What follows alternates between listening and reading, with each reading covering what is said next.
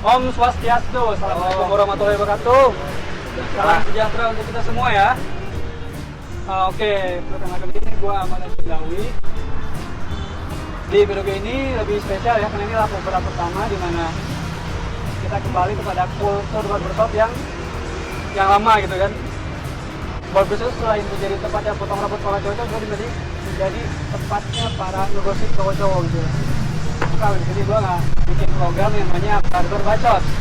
Jadi di barber yang ngebacot gitu loh. Dan inilah edisi pertama, dan di sini gue nggak sendirian ya, karena ditemani orang hebat, owner sekaligus terjun langsung ke barber gitu ya. Dunia maya. Dunia maya. Mau apa aja ini nggak sadar kamera tapi terusnya relax aja gitu loh. Tapi gue edit tuh nanti. Abang tahu lah. Dan oke, sebelumnya saya ucapkan banyak terima kasih ya kepada penyelenggara Pikadek lah yang telah menyediakan tempat ini. Kita untuk duduk di sini bersama-sama, kita akan membahas segala sesuatu yang berhubungan dengan dunia barbershop. Dan tema kali ini saya akan bawakan revolusi industri barbershop di era 4.0 ini. Karena banyak sekali ya perubahan dari setelah COVID ini ya. Dari kebiasaan kita barbershop yang cuma ada di barber aja gitu kan, tiba-tiba ada yang harus kita dijemput bola gitu kan. Ada juga yang online, bahkan sampai di Jakarta pun ada yang membuat aplikasi semacam kayak barber, kayak Gojek gitu lah, kayak Gojek gitu. Barber ya, khusus barber gitu loh. Namanya apa ya, kalau nggak salah Mister atau apa gitu lah. Dan mungkin ini cikal bakal udah ada di banyak buat booking gitu. Calling semua barber ini mungkin bisa menjadi cikal bakal revolusi barbershop gitu ya. Ini kan kemarin tinggal ini kakinya. Udah berapa? Tapi ya nunggu betah kali Gojek yang ngambil. Ada gua masak, ada Gua barber ya, barber. Karena Gojek kan udah ada bawa salon gitu ya. Barbernya belum ada sih. Tapi kita harus registerin barber kita kan, coba personal dari diri kita sendiri sama personal registerin barber. Jadi ada semacam kayak kriteria minimal pengalaman 2 tahun. Ada kriteria khusus Pak ya untuk barber kita. Dan sebelumnya gua mau perkenalan dulu nih. Pertama dari yang di samping saya ini. Swastiastu, Om Swastiastu. Kadek Krishna, siapa sih yang nggak tahu pada Kadek Krishna ini? Beliau adalah salah satu finalis dekat tahun 2017 ya. Bisa diceritakan itu gimana awal asalnya bisa menjadi seorang barber dan bisa menjadi ikut gabung di dekat itu. Ya sejarah singkatnya aja Singkatnya sih ya. Singkatnya, saya mungkin salah satu orang yang sangat beruntung. Iya. Tangan dulu. Oke. Jadi pertama tuh sempat dulu waktu kuliah di Bandung ya. Di tanahnya beliau. Sampurasun Bandung. Kurang pisan. Orang Bandung nih, udah Ikadek ya. Sarwa. Nah, jadi pas kuliah lulus masih terima kerja, jadi kerjaan untuk sarjana. Kuliah, jurusan apa itu? Administrasi publik, Kosmol. Terus lulus, nyari kerja di Jakarta, karena terima. Akhirnya pulang ke Bali dan bikin usaha. Emang karena sebelumnya pas di Bandung merantau itu emang sempat kerja sebagai apa, kayak motif, terus kantor. Itu sama matongin teman yang gondrong-gondrong lu anak kuliah. Karena kan dulu Udah ada basic fotograf enggak? mabuk aja mantan mabuk. Ngomong-ngomong, gimana nih? Murah sih. Karena kan anak SMA yang baru lulus rata pengen gondrong. Iya. Terus mereka takut ke tempat cukur karena pasti bakal hancur rambutnya gitu kan. Solusinya apa? Cukur sendiri, dicukurin teman gitu. Terus ujung-ujungnya aja ada jadi coba-coba aja pulang ke Bali. Melihat juga industri barber lagi berkembang nih. Akhirnya mencoba buka barber tapi belum bisa nyukur. Itulah ketinggiannya kita berbisnis tanpa kita tahu apa yang kita bisnis. Iya, harus tahu seluk-beluknya dulu ya. Nah, akhirnya pertama jalan pengennya jadi bos lah, santai, ya motong, dapat uang banyak, kita berbalik. Kita harus tahu dulu semua. Iya.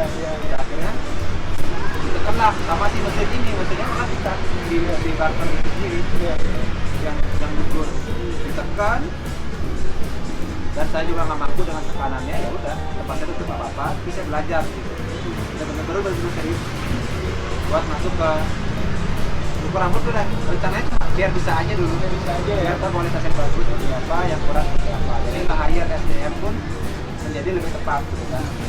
Dan akhirnya ya udah cukur kita nikmati lah sampai sekarang. Enjoy ya? Enjoy sih, intinya sih gini.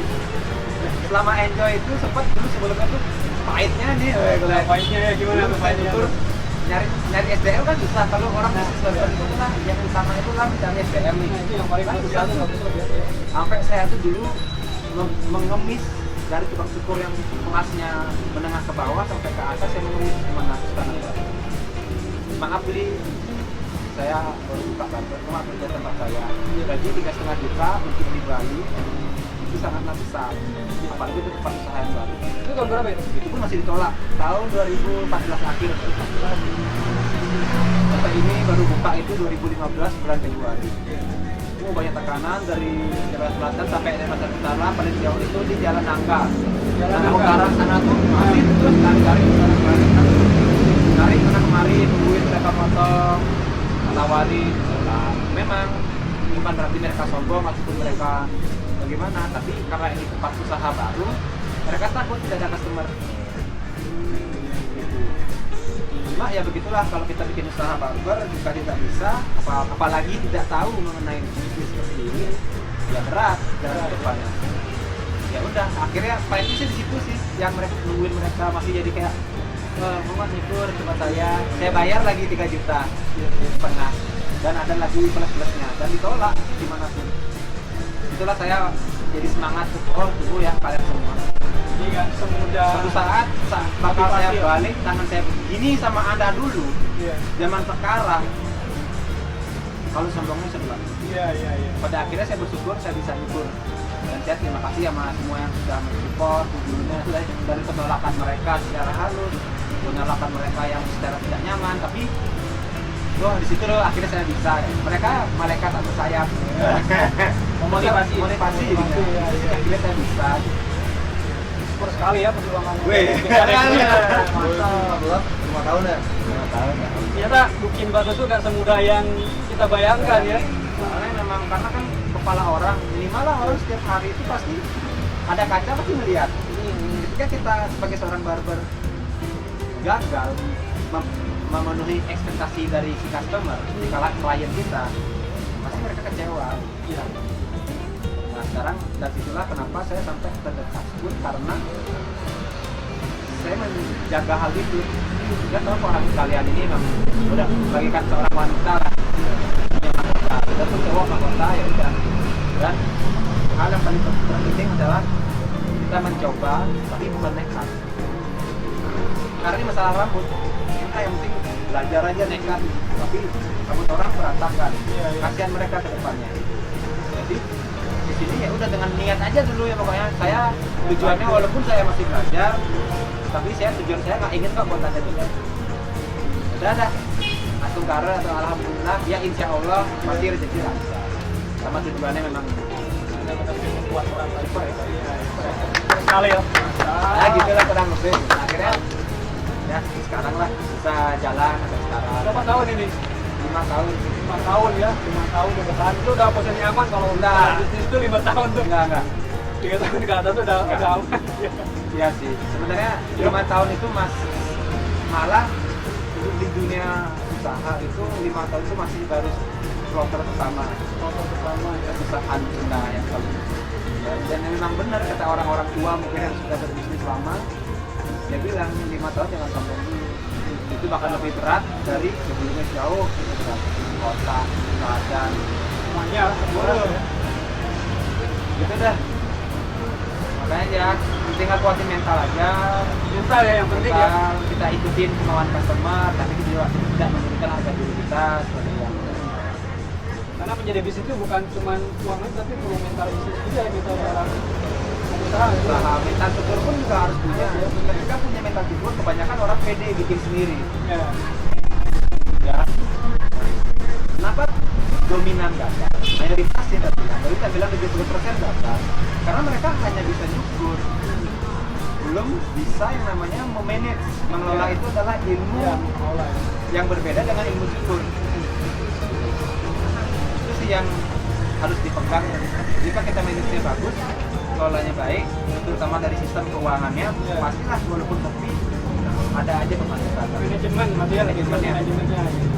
Wah, sekali ini cerita dari Vitalis yang bisa menginspirasi kita yang ingin mau belajar buka produk sendiri gitu ya. Beliau terjun langsung dan buka sendiri di jalan apa di Sidakarya ya, di pasar ya. Pasar. Oke, itulah sejarah singkat dari Kadek Krishna ya. Dekat. Oke, selanjutnya dari ke Adit Jojo.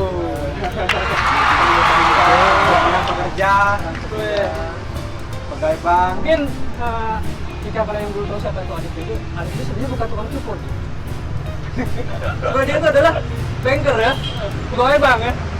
Mungkin bisa diceritakan tuh sejarah singkatnya bagaimana dari bank tiba-tiba kok nyukur, karena kan bank tuh enak gitu loh, kerjanya enak, pakai dasi, AC, duduk terus ya. Ya cantik. Jadi gini, pertama-tama kita semua kan memang pengen bekerja ya. Lambat laun kita bakal kerja, entah itu kerja sendiri, entah sama orang. Tapi yang dirasa itu adalah ketika saya kerja di bank, saya tidak bisa menyalurkan inspirasi.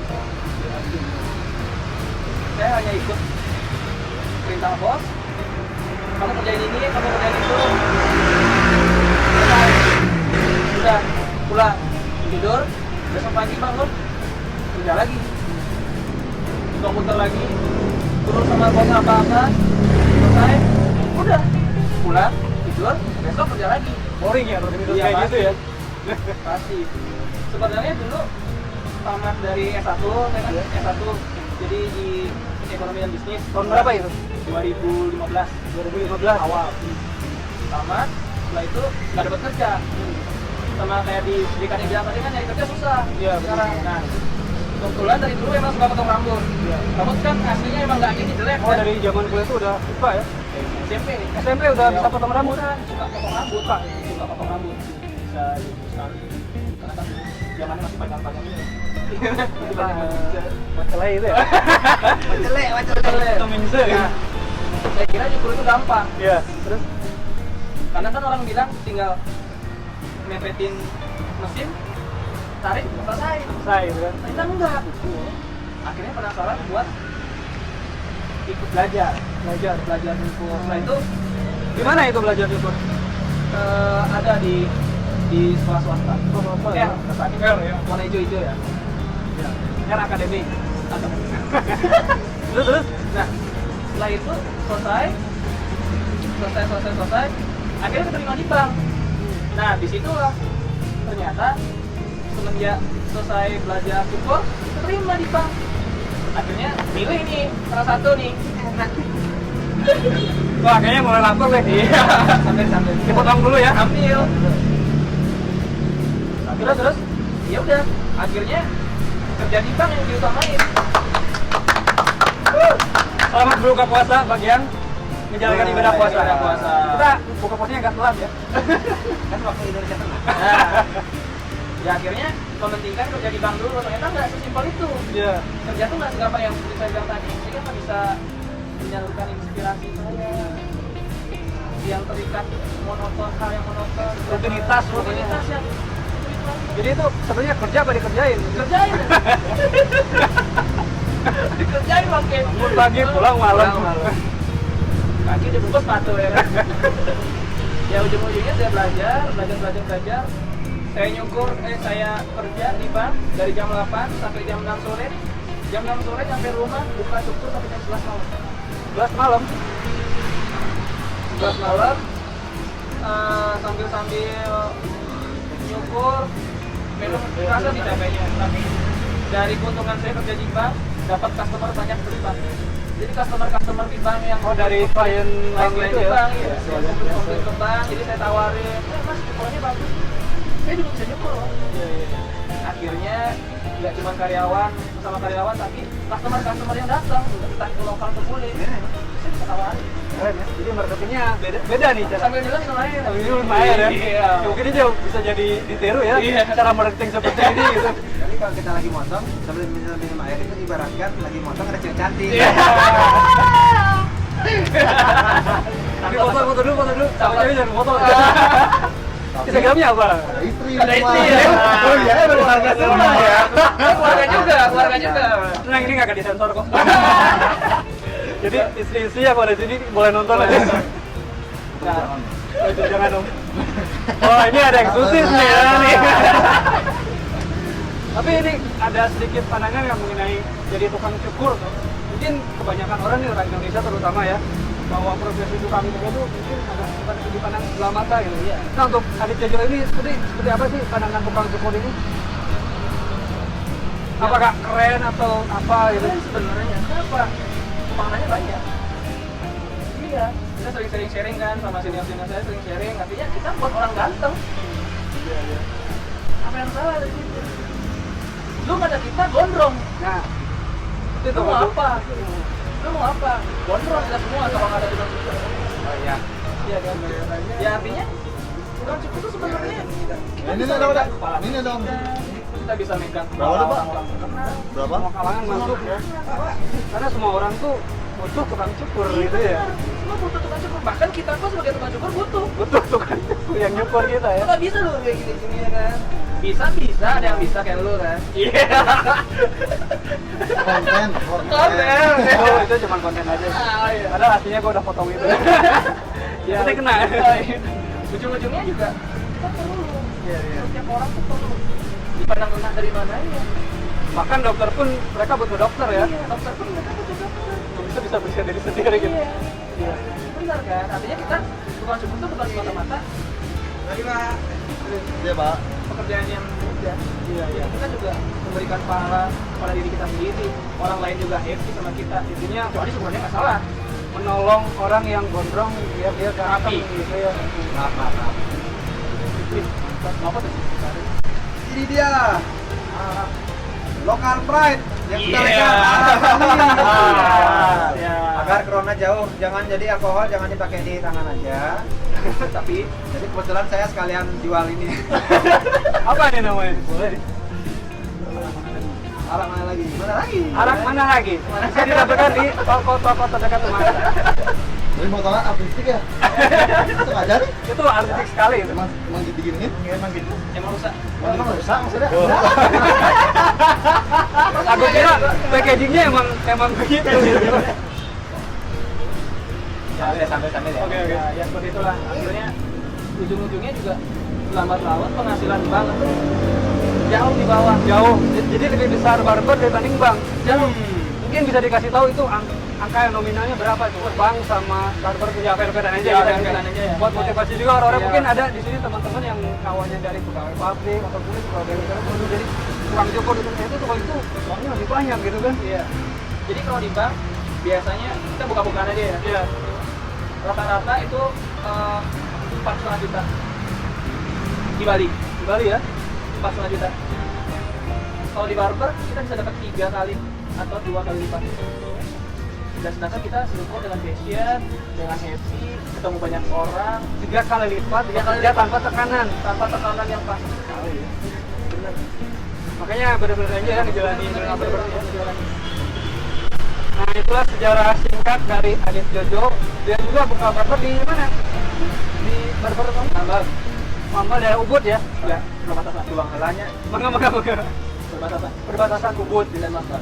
Boleh lah nanti kalau ada teman-teman yang di sana boleh mampir ke sering-sering sama Adit Jojo ini. Ya. Dan selanjutnya kita kedatangan tamu adalah namanya Gus Sobet ya. Gus Sobet. Oke. Yang ini Gus Sobet. Mungkin yang belum tahu di Gus Sobet nih. Saya dari 2014 di Bali ini mengenal nama barber dari Gus Sobet itu namanya Balis Barbar ya. Dulu saya tahu tuh Balis Barbar tuh nama brand dari sebuah pomade gitu kan. Nah gimana ceritakan? Kok bisa sih dari merek pomade menjadi barber apakah itu step khusus dari barber ke pomade atau gimana? Jadi sebenarnya dulu itu saya percaya itu setiap perubahan itu datangnya dari Oh, kata shop ya gimana? Saya punya rambut keriting yang keriting banget, makanya zaman dulu waktu belum ada barbershop di Denpasar itu kita mau potong rambut ke Maduratna kita bilangnya ya. Susah dapet barbershop, susah banget. Karena dia tuh nggak bakal mengedukasi kita atau apapun itu. Akhirnya 2012 atau 2013 itu ada teman yang nawarin potong rambut di barbershop. Potong rambut di barbershop. Itu pun saya dengar kata barbershop masih yang asing nih barber mas. Apa yang barber? Karena asing gitu yang kita barbershop. Dia bilang katanya itu sama coba potong rambut keriting bisa keren. Akhirnya saya datang ke situ, itu barbershop pertama yang saya kenal, namanya James Barber. Terus saya merasa saya datang ke barbershop yang tepat. Barbershop yang sesungguhnya gitu loh. Kira-kira begitu gitu dari tempatnya dia, dari kawasan dia orang ke soalnya itu tahu banyak hal ya. Kita dari soal rambut, soal macam. Akhirnya saya puas sama potongannya. Waktu itu dia buat belum ada side part belah samping nggak ada. Samping ya. Wah keren banget. Terakhir itu saya dipakai satu punya rambut namanya Murais. Lagi hit listnya ya. 2012 tuh ya. 2012. Ya, saya coba, saya cocok. Betul kita kan wah keren. Saya bilang, barbershop keren nih, mau buka. Tapi setelah kita event itu foto segala macam, nggak bisa barbershop kemudian. Mungkin butuh uang ratusan juta gitu ya. Akhirnya nyari sesuatu yang masih berhubungan sama barbershop. Apa nih kira-kira bisnis yang pasti satu jalur sama barbershop. Ternyata dapatnya pomade waktu itu. Pomade ya. Waktu itu pomade pun belum segampang banget memang harus aku bisa Iya. Susah banget kalau pomade. kita dengar kata biswag gitu nggak tahu kan dapat apa Bahan dasar dari pomade itu ya. ternyata buat pomade itu murah loh murah banget bisa dimakan ternyata si pomade ini bisa ngantar saya ke barbershop setiap saat Kecepatannya dari situ ya. awalnya saya bikin ini cuma untuk jembatan ternyata profit juga ya. Untuk dijalanin enak-enak juga itu bilang sebagai anak muda yang asal bisa minum apa segala macam oh layani pomade kita jalan pomade malah teman-teman barber kalau ada seven ya boleh ngawal Terus saya ketemu sama Bu Topet tuh dari supply pomade di tempat kerja saya di cuma saya itu bisnis pomade mentalnya Maaf ya. masih kelontong dulu saya jual produk dapat profit udah gitu saya nanti soal kebutuhan ke depan baru dan sekarang itu kan belum termanage saya. gimana caranya bisa buka barber dari situ Iya.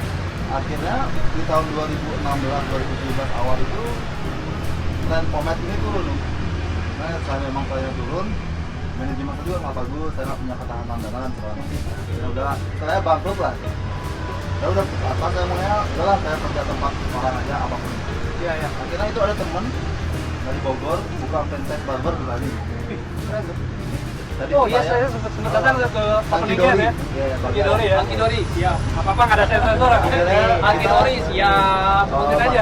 masuk barber waktu itu cuma bahasa saya itu manajerin barber waktu itu saya nggak tahu barber sama sekali cara bertanya apa alat-alatnya dan segala macam itu awal belajar ya ternyata bisnis barber itu nggak semudah itu bagi saya yang paling susah itu adalah SDM itu susah banget kita handle orang yang udah jadi ini udah susah kita akhirnya itu barber bangkrut alat-alatnya masih banyak mau kita lego kan dari lain itu bukan barang saya bilang udah pakai aja kalau emang itu katanya udah saya bayar beberapa saya pakai tempat sekarang di akhir itu saya mulai belajar namanya benar-benar kerja di belakang kursi gitu loh tapi memang masih basic karena tadinya pernah ada namanya edukasi dari yang apalah itu sekolah barber dan segala macam saya belajar pada akhirnya 2018 kemarin saya buka yang kantor sekarang maksudnya ternyata kalau emang kita fokus nih kita tetap pendirian mulai terpeta kok waktu ke waktu ada Sangat inspirasi sekali ya. Dari merek pomade menjadi sebuah merek barbershop. Jadi dia langsung yang jalan. Ya langsung ngejalanin dia. Ternyata prosesnya itulah yang bikin dia menjadi seperti sekarang. Berapa tahun? tahun 2012 sampai 2018 6 tahun lah 6 tahun. 6 tahun coy. Waktu yang singkat ya untuk info ke dari pomade ke industri barber. kalau punya anak baru TK deh Om. Oke. Ini lanjut ke pertanyaan selanjutnya nih ya. Ini lagi masa-masanya pandemik nih. COVID-19 ini pokoknya banyak sekali perubahan-perubahan dari segi bisnis, psikologis orang atau mau situasi yang terjadi di seluruh bumi kali ya, seluruh negara mungkin ada beberapa dampak ya, seperti ya katakanlah kalau dampak negatifnya pasti banyak banget ya. Kayak mungkin kalau dari barbershop ini ada penurunan dari segi customer gitu kan. Mungkin sejauh ini ya kalau di Bali itu masih termasuk aman lah ya, Aman. dibanding kota-kota lain tuh ya untuk saat ini gitu kan, kita belum tahu. Nah mungkin ini dampak negatif dan positif dari COVID-19 terhadap bisnis barbershop ini seperti apa sih? Kira-kira siapa yang mau jawab nih? Ayo Ju, Dika. Yang senior dulu. Sama semua. Kita masih Tua yang tua dulu ya. Kita sama. Iya, yang tua yang tua. Iya, kita urusan dulu. Di Indonesia, kalau pandangan saya sendiri, master barber itu belum ada. Ya, diluruskan langsung. Diluruskan langsung ini ya. Master itu disebut master jika Ya. dia minimal pengalamannya 10 tahun. Sedangkan industri barber di Indonesia itu baru berapa tahun? Kira-kira sekarang hampir 10 tahun ya. Belum sampai 10 tahun ya. 10 tahun ya perkembangan, dan sekarang pun masih goyang, masih ada tumbuh, tenggelam juga. Sedangkan yang kita pengen kan adalah sebuah keseragaman. Iya. Jika semuanya sama, nyaman, dan memiliki keuntungan yang sama, pastilah enak kita jalannya dan berkembangnya pun enak. Makanya saya bilang dunia barber di Indonesia itu tadi masih sangat baru, banyak orang yang ingin berlomba-lomba menjadi nomor satu, banyak orang-orang ingin memiliki sebuah pengakuan, Nah, itu. banyak hal. Tapi yang paling penting kan bagaimana kita membawa barber ini ke ranah yang sebenarnya. Ya. Membentuk barber itu seperti apa sih? Ya. Ini konsep yang kita bikin, tempatnya orang bergosip, bukan gosip, tapi bukan orang curhat. Itulah ya, open minded gitu, santai gitu. Tempatnya orang nakal, cowok anak kecil.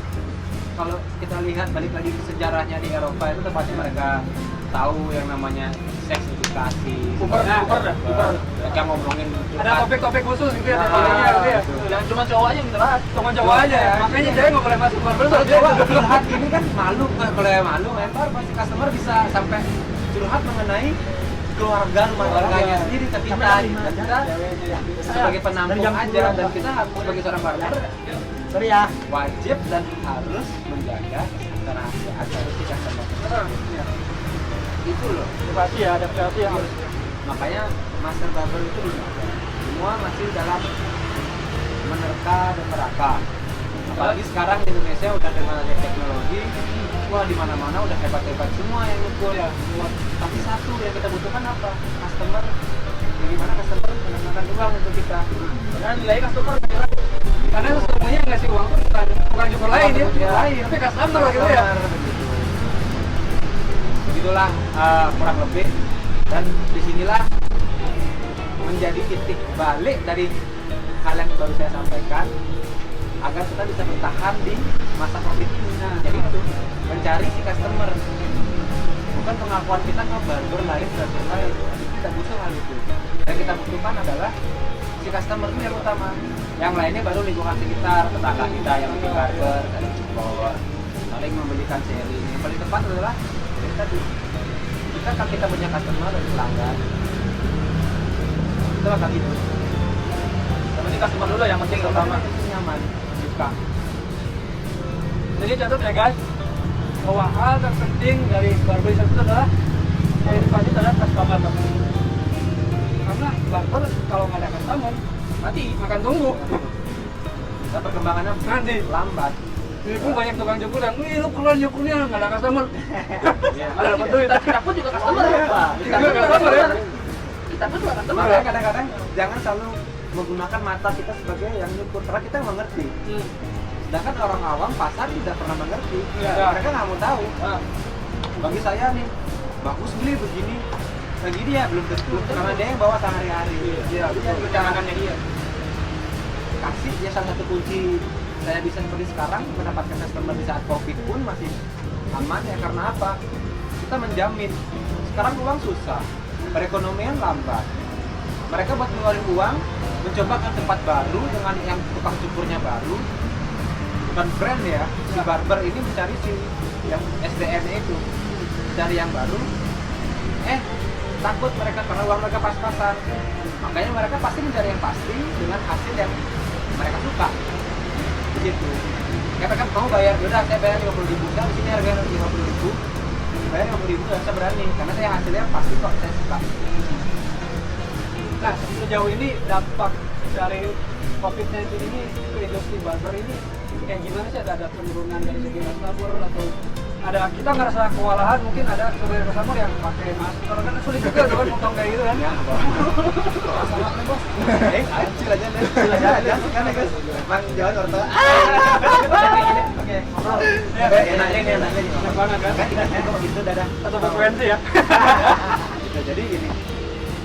Ya saya pertama yang apa ya? Jadi ini.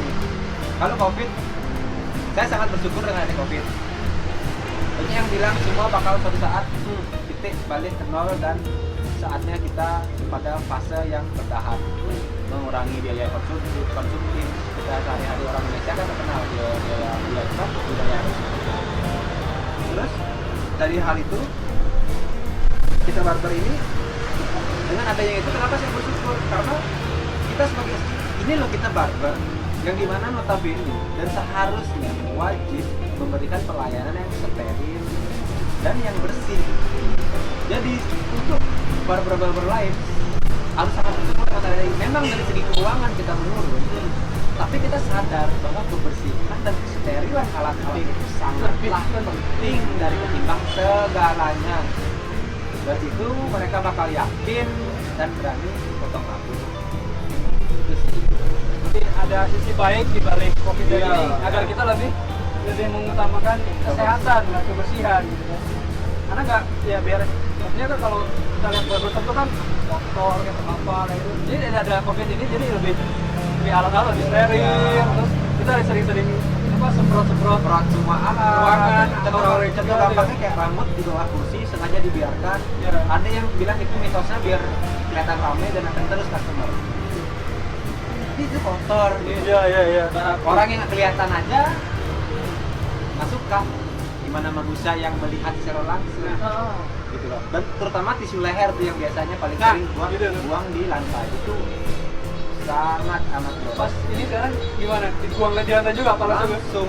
udah. Wih, Kecil tapi dampaknya besar. besar sekali. Kecil besar. Makanya kebersihan itulah yang sekarang ini jadi hal yang sangat positif ya. Memang dari segi ekonomi dan dari Apa segi sih, ada penjualan apa? kita emang kacau sih. Kalau kita bisa mengeluh ya apa sih mengeluh, Oh, orang sangat, mengeluh, ya. semua orang mengeluh, dari mulai semut sampai gajah semua mengeluh gitu kan. Tapi kalau kita terus Harimau mengeluh, udah nggak mau ngaung dia pagi-pagi. tapi kalau kita terus mengeluh nggak akan ada gunanya Nggak ada kan. guna. Kita ambil sisi baiknya aja dari COVID ini kan. Sangat bersyukur aja Ya.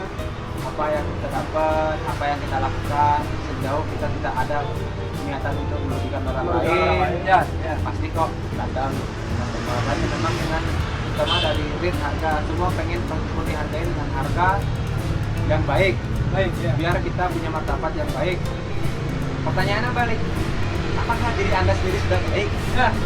Balik lagi ya. Baik menjaga diri sendiri, baik menjaga alat anda sendiri, baik terutama menjaga kepala mereka sendiri. Setelah potong, mungkin pas potong keren, setelah pulang kok begini sih hasilnya. Gitu. Itulah kita menjaga semua itu baik internal maupun eksternal kita jaga dengan dia. Dimulai dari diri sendiri ya. Ya dari diri sendiri dulu deh. Baru bakal kita bisa mencoba hal kebaikan situasi. Itu sih kalau dalam COVID ini memang kurang cuma ya itu tingkat kebersihan orang pasti nyaman dan kalian posting aja yang hal-hal yang mengenai kebersihan. Ya. Jadi sisi baiknya tuh ya kebersihan. Kebersihan kita bersihan di alat kita. Jadi orang nggak ragu. Oke, itu sedikit motivasi atau statement dari Dekadek ya. Ini masuk ke pertanyaan selanjutnya. Oke, mungkin kalau kita ngomongin sisi negatif ini banyak sekali ya barbershop yang ada yang tutup, mungkin ada yang buka tapi sepi gitu loh. Itu kalau kita lihat dari segi bisnis. Dan ini sekarang dari segi katakanlah tukang cukur yang masih bekerja di satu manajemen barbershop gitu kan. Udah gitu katakanlah dia tempat tinggalnya di luar Pulau Bali, ini kan ada di Bali. Wah, udah nggak bisa pulang, di sini juga barbernya sepi, nggak ada penghasilan. Kira-kira ada nggak sih strategi khusus untuk menangani hal seperti itu? contoh katakanlah bagaimana sih agar barbershop tetap bertahan dan tukang cukurnya pun masih bertahan di era pandemi kayak gini. Mungkin ada bagian ada yang mau dijawab siapa kira-kira? Mungkin dari yang di luar gini. oh ya, perkenalkan tuh saya belum lupa. ini coba bro, Siapa? siapa? Edwin. Dia adalah barber dari Tengah ya. Oke, jadi partner sama BKD ya, yang kerja di saya. Ini yang mau sharing-sharing boleh mampir sama dari Pavelar ada Edwin sama BKD. Gimana Win? Orangnya baik kok. Oke, mungkin bisa dijawab ya Bro Erwin. Ya. Mungkin ada strategi khusus nih. Bagaimana sih agar tukang cukur itu bertahan? Ini saya melihat dari sisi tukang cukurnya ya. Bagaimana agar tukang cukur bertahan di era pandemi seperti apa? Ada mungkin ada gimmick-gimmick baru atau mungkin revolusi baru atau mungkin inovasi baru atau apa gitu. Mungkin bisa delivery sih. Delivery ya? Delivery. Biasanya sih delivery ya, ilmu untuk mau kan. Ah. Benar pemasukannya buat makan juga kan. Delivery Lebih Malah jahat nih. Ya, jangan ada ini. Sama-sama rasanya. Makanan Halo. ya. Bagus. Masih ada satu beli. Terakhir last pas sebelum pulang. Oh, itu pandangan dari segi tukang cukur ya bahwa era pandemi ini sangat disarankan untuk kita membuat inovasi terbaru yaitu barber delivery ya. Kita menjemput bola yang biasanya kita menunggu bola, kita menjemput bola karena ya orang-orang pada takut keluar rumah gitu loh ya. Orang masih takut berhubungan dengan orang lain. Maka salah satu cara agar kita masih bisa bertahan ya dengan menjemput bola itu kita datangin dari rumah-rumah customer kita. Mungkin kita udah punya database dari customer itu kan, entah itu dari WhatsApp atau dari Instagram gitu. Ya itulah kenapa kita butuh database dari customer, sangat dibutuhkan sekali untuk di era pandemi seperti ini gitu. Dan satu lagi, delivery pun juga kadang orang takut. Takut juga kan delivery ya? Ya, makanya yang diutamakan lagi balik diri sendiri. Apa kita Ini orang bersih nggak dia, penampilannya oke nggak, dan alat-alat yang dia bawa juga profesional nggak, disterilkan dulu nggak. Kalau kita disterilkan di belakang layar, mungkin salah satu jadi strategi baiknya ya di era pandemi. Maaf ya saya tambahin dulu. Iya. Jadi ya alangkah baiknya kita bersihkan itu di depan customer, mata mereka. Jangan dibalik, oh maaf nih ini dibersihin, dia nggak percaya. Jadi kita bersihkan depan mata mereka. Ini salah satu strategi biar kita tetap mendapatkan kepercayaan dari si customer. Pasang dulu langsung dari mata kepala itu. Nah, dulu saya bersihkan dulu sebelum kalian ngambil di rumah-rumah, menutup bola tadi bagus. Tapi bersihkanlah di depan mereka.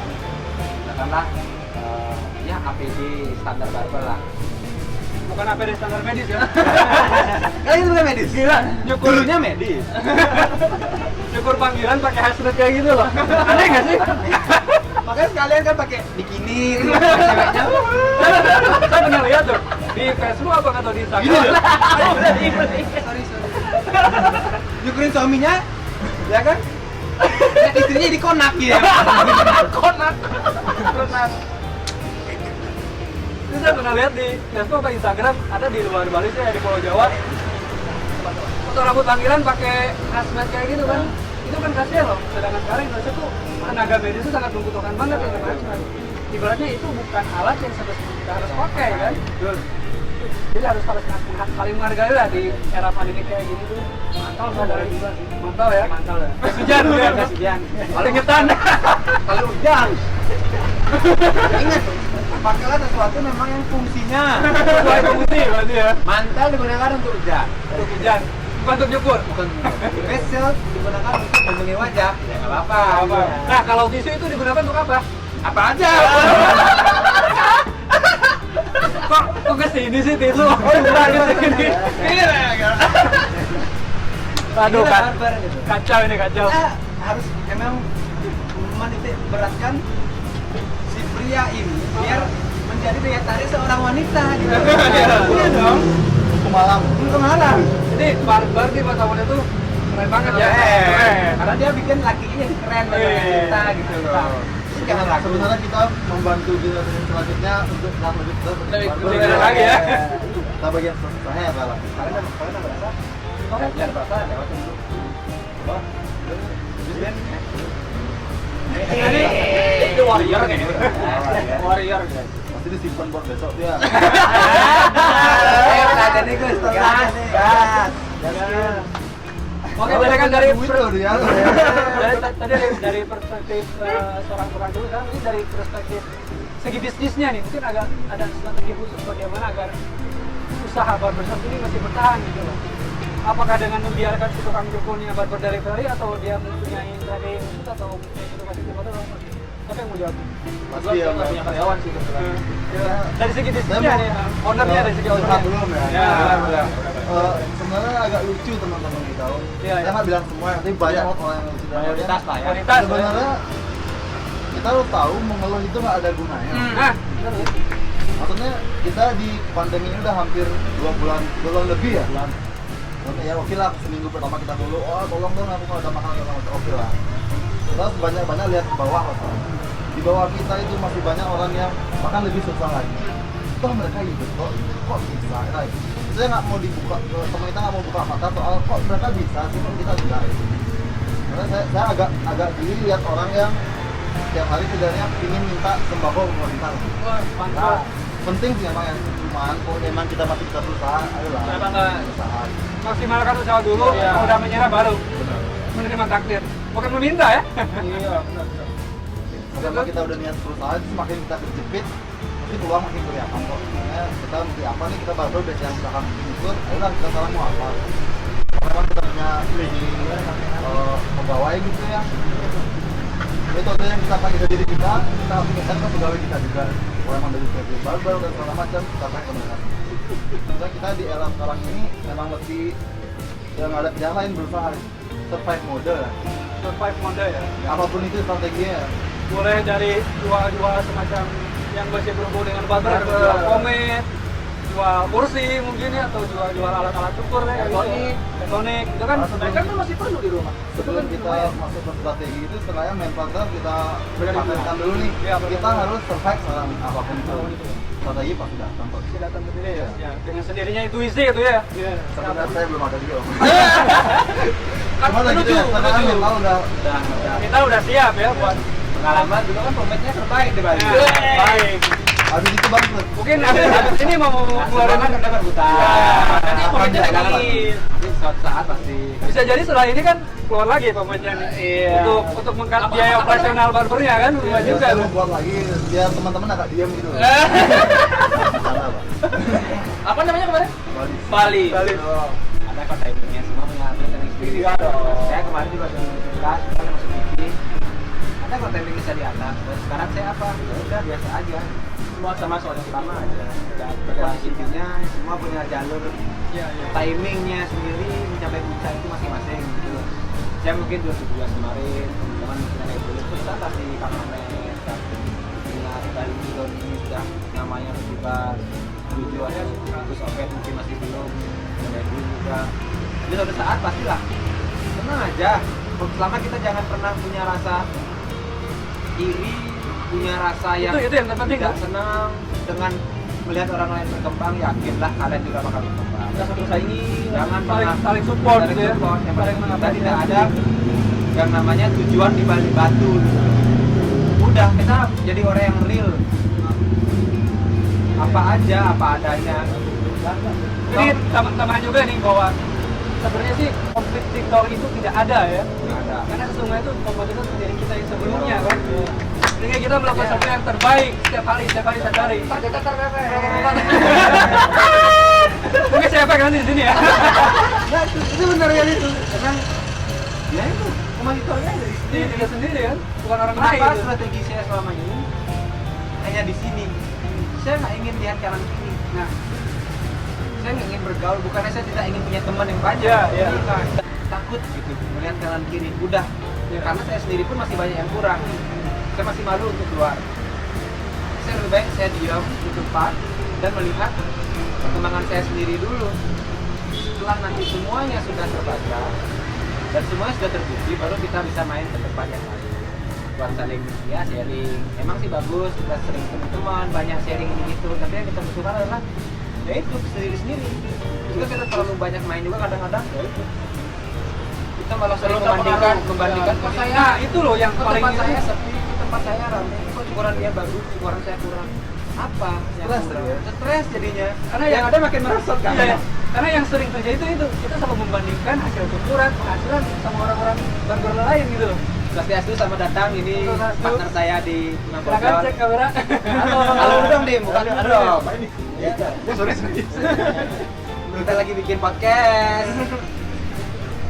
Oke ya, itulah beberapa penjelasan ya dari Edwin, Karek sama Bu Sobet bagaimana cara agar kita masih bertahan di era pandemi ini. Foto ini. Nah, ini nih bukan terakhir sih. Tadi kan dari tukang cukur ada solusi barber house call atau barber tukang cukur online atau apa itu namanya, pokoknya kita tukang cukur keluar. Nah, kita melihat dari sisi perubahannya ini. Bener nggak sih, apakah ini tuh suatu perubahan tukang cukur atau bahasanya revolusi industri barbershop di era 4.0 ini? Mungkin kita akan sedikit flashback ke belakang ya, karena mungkin revolusi ini terjadi di tahun abad 80-an kali ya, di mana terjadi adanya pertama mesin uap, terus yang abad 90 adanya cahaya lampu dan listrik, terus yang 90 ya adanya komputer, dan mungkin sekarang ini di eranya digital gitu. Mungkin apakah beberapa hospital atau tukang cukur online ini sebuah revolusi industri untuk menuju ke depannya mungkin? Karena saya punya bayangan seperti ini, mungkin 5 atau 10 tahun ke depan tukang cukur itu hanya sehari motong, atau mungkin seminggu hanya kerja 2 hari atau 3 hari, sisanya dia buat konten ya. Jadi dia mendapatkan uang itu dari konten platform yang dia bikin itu loh. Mungkin bisa ada yang menjelaskan kita bareng-bareng tadi kayak gimana tuh? Siapa dulu yang memulai? Ada Jojo ya? Itu merupakan perubahan kalau menurut saya. Perubahan ya? Ya karena yang biasanya tukang cukur itu yang diem di suatu tempat, dia bakal mobile dan itu memberikan kesempatan buat tukang cukurnya lebih intens ke customernya masing-masing. Ya? Yang biasanya kita kalau misalnya di barbershop itu kita kurang fokus kan, misalnya kita ada nih teman baik datang, memang benar-benar loyal customer, dia kita datang, kita lagi nyukur, kita nggak bisa konsen ke dia dulu, kita harus yang kita garap dulu kan. Tapi kalau misalnya kita yang dibilang post call, itu kita bisa lebih intens loh. Full ya? Full buat Perhatiannya dia, buat dia. lu gitu loh. Maksudnya lu apa namanya nyari jasa kita ya memang kita buat lu gitu. Intinya lu bayar, gua beri. Iya. Nggak bayar lo tinggal aja. Gitu lah. Ya gitu lah menurut saya. Artinya yang nanti barbershop itu ya memang khusus untuk jual produk yang dibarengi dengan jasanya. Yang biasanya kalau sekarang barbershop itu jual jasa dibarengi dengan jual produk, sekarang udah ujung-ujungnya bakal beda. Nanti yang dicari bukan barbershopnya, Tapi si tukang cukurnya ya, karena mungkin banyak sekali sekarang kayak yang nge-brand itu bukan barbershop tapi si tukang cukurnya. Bahkan ada yang lebih terkenal tukang cukurnya daripada barbershopnya gitu kan. Itu kan suatu perubahan ya dari industri barbershop ini. Betul, karena memang di industri ini sebenarnya yang dicari adalah si orangnya. karena orangnya yang beda sih. Bukan brandnya sebesar apapun brand Anda yang milik dia. Ya, milik. Coba diulangi lagi. Enggak ada punya usaha malah bete lah. Kantor. Ada sensor, Bu. Pola es kan.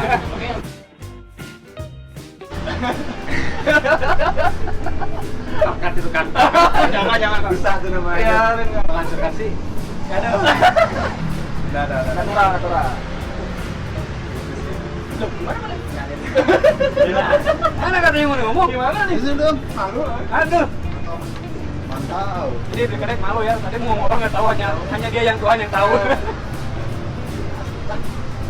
Nah mungkin teman-teman yang sekiranya barber cukur panggilan itu adalah suatu revolusi baru, silakan komen ya, setuju atau enggaknya, silakan komen.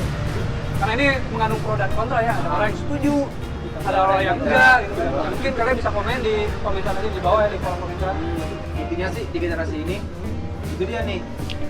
Memang adalah revolusi baru nih di industri kita, adanya first call atau delivery card. Untuk kembali lagi di barber pun dan dimanapun kalian melakukan aktivitas barbering, Kalau tidak bersih, lagi tidak bohong. namanya bohong, tidak ada apa-apanya.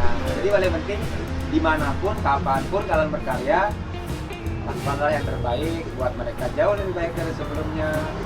Jika sudah baik, pasti mereka tersenyum, mereka bahagia. Apalagi dengan alat-alat dan kesterilan kalian dan harkat martabat kalian, bukan hanya sekedar dinilai dari segi materi ataupun uang, tapi lebih daripada itu.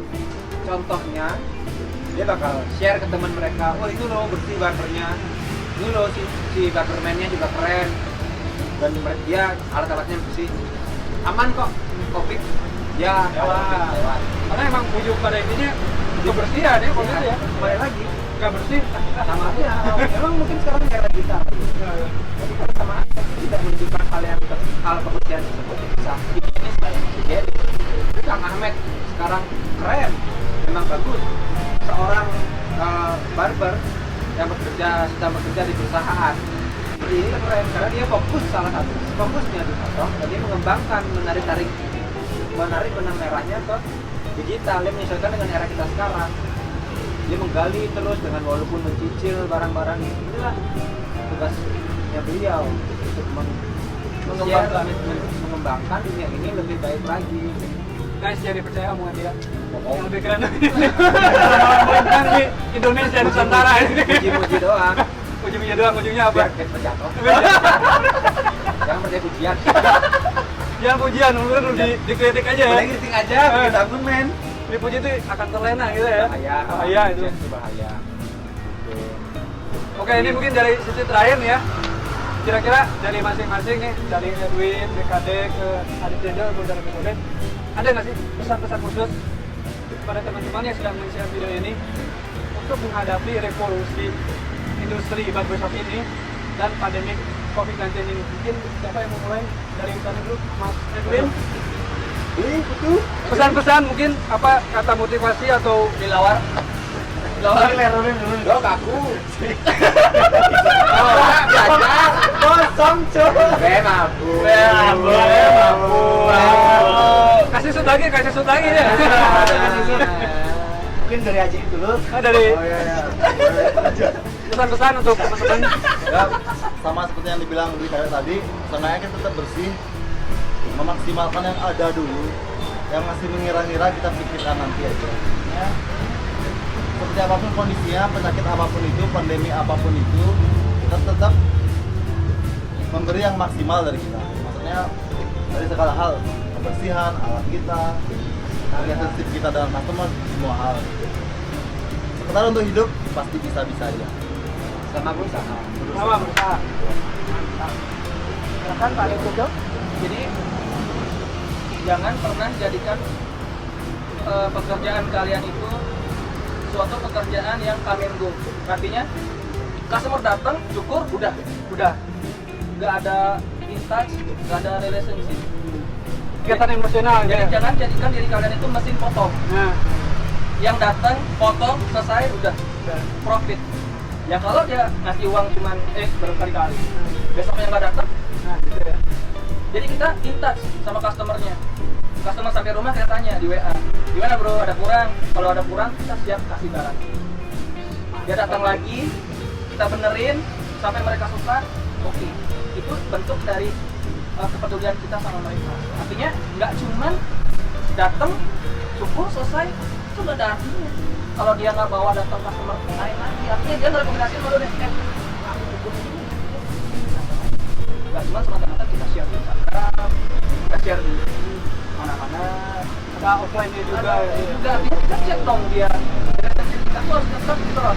Dia nggak datang syukur sebulan, kita tanya, gimana kabar? Kenapa nih? Gini, gimana keadaan? Artinya dia tetap ingat sama kita, meskipun dia nggak syukur, dia ingat dulu. Iya. Dia sedikit penting. Nggak cuma mesin potong aja, kita bukan mesin. Keren. Tapi emang keren sih, jarang banget ada satu barbershop yang memberi garansi kepada customer-nya. Tapi ingat ya, garansi itu guys. Nah, garansi seperti apa? Garansi itu kalian harus punya BPJS. Ya, Itu ingat lu, punya BPJS ya. BPJS di garansi sama beliau. Serius. Kalau yang nggak punya, jangan. Nah kadang yang sering kita temui adalah ketika cukur di barbershop hasilnya bagus, tapi rumah dia bilang jelek. Kan nggak pernah tahu perasaan mereka. Iya.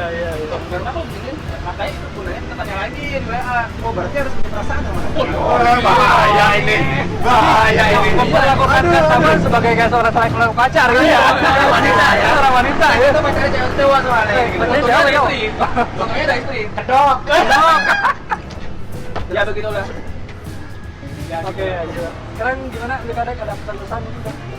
Kalau dari saya sendiri ya di masa Covid ini kita hanya tetap yakinkan mereka, apalagi dengan ekonomi yang seperti ini, banyak masyarakat dan rakyat yang mengeluh atas kondisi seperti ini, apalagi uang mereka pas-pasan dan mereka masih ingin tampil baik selama hari-hari mereka, setiap detik mereka.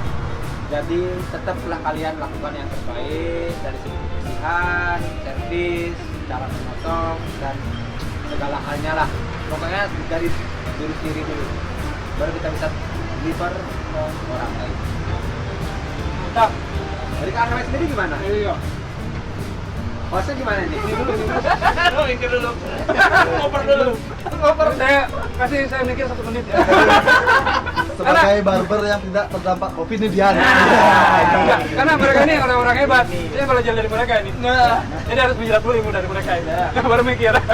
Bikin story aja, 1 orang, 3 orang, Ya intinya sih jaga kebersihan aja, jaga kebersihan, jaga kesehatan, jaga stamina juga. Kalian sehat-sehat, jangan terlalu marah. Alkohol bukan cuma cuci tangan. Iya, buat dalam ya. Perut juga harus bersih. Bersih. Perut juga harus bersih. Ya benar. Sama pikiran juga bersih bro. Ya dikit kotor. Pokoknya intinya tuh do the best pokoknya. Iya. Stay humble. Stay humble. Pokoknya ya selalu belajar lah. Selalu belajar ya. Ya Terus intinya belajar. dunia barber semua masih sama. Semua masih sederajat. Berapapun nilai kalian dari 1,5 juta sampai 5.000, semua masih sama. Penilainya customer tetap Ya, mereka lah bukan kalian sama tetap. barber. Oke, terima kasih banyak atas waktu-waktu kalian nih para narasumber yang luar biasa sekali ya. Ya, Itulah sama-sama. setelah memberi statement beserta motivasinya pada teman-teman yang nonton di sini. Mungkin kita bisa mengambil kesimpulan ya dari pandemi seperti ini bahwa meskipun virus tidak akan pernah hilang dari muka bumi ini, karena selalu aja ada virus yang datang setiap saat ya, 100 tahun, 800 tahun itu kan. Customer juga sudah datang kok setiap tahun. Dan manusia ini tidak akan terhindar dari sakit pastinya ya. Dan customer itu juga tidak terhindar dari pengen foto rambut. Pengen ya? Jadi tenang. Namun hidup yang berkualitas itu harus diperjuangkan, benar nggak sih? Betul. Betul itu. Satu lagi nih Satu strategi lagi. saya lupa nih. Apa tuh? Strategi penting itu apa? Apa? Sekarang Covid, orang takut penyebarannya. Ya. Kita juga seorang barber malah kita sebarin penyakit-penyakit hebat kita. Biar makin membumi. Jangan lupa follow Instagram ya. Apa Instagramnya?